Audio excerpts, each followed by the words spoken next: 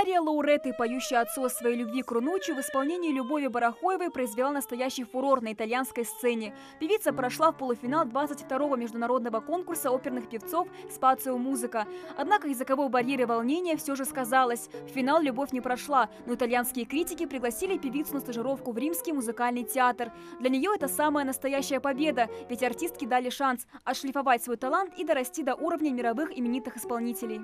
Я считала, что мой голос называется лирическое сопрано. Да, оно лирическое, но оно сопрано лирико-легджеро. Понимаете? Оно имеет свои оттенки. И все оттенки они мне все объяснили. Ежегодный конкурс «Спацио Музыка» – один из престижных форумов солистов оперного пения со всего мира. Любовь Барахоева была единственной участницей от России. Попробовать себя на конкурсе певица решила полгода назад, когда увидела объявление в интернете. Вместе с аудиозаписью она отправила заявку в оргкомитет конкурса и не прогадала. Почти что сразу Любовь пригласили в Рим. Первым делом артистка занялась подбором репертуара. Для меня, я считала, у меня сильный репертуар. Болеро Елены из оперы «Сицилийская вечерня». Там много технику, можно показать своим голосом, технику пения в этой арии. Затем у меня был с речитативом ария Иоланты Чайковского. Ария «Нергиз» из оперы «Нергиз» Магомаева, там такой колорит восточный. Я ни у кого не услышала такую арию.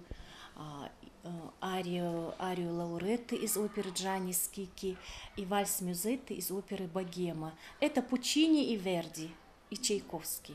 Сейчас Любовь готовится к стажировке в Римском театре Манчинелли. Экзамены уже в сентябре, поэтому репетирует она почти без перерывов. Подготовка включает не только распевки, но и изучение итальянского языка. Buonasera, buongiorno, come stai?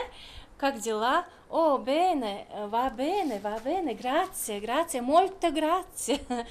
За 20 лет отданных музыке Любовь Барахоева стала победителем и лауреатом множества конкурсов. В том числе она признана золотым голосом России. Однако после участия в конкурсе «Спацио Музыка» певица наконец поняла свое истинное предназначение. Я должна заниматься академическим пением. Я это поняла раз и навсегда именно там. Понимаете? Я пою так же, как и они. Я ни в чем не буду теперь сомневаться. Я буду уверенно идти по этому пути. Потому что во мне есть все, что есть в других оперных певцах. И даже, может быть, что-то чуть-чуть оригинальное, потому что я с Северного Кавказа. По окончанию стажировки в Риме у певицы много планов на будущее, в том числе открытие вокальной школы в Ингушетии. Амина Бокова, Султан Булгучев, Новости 24.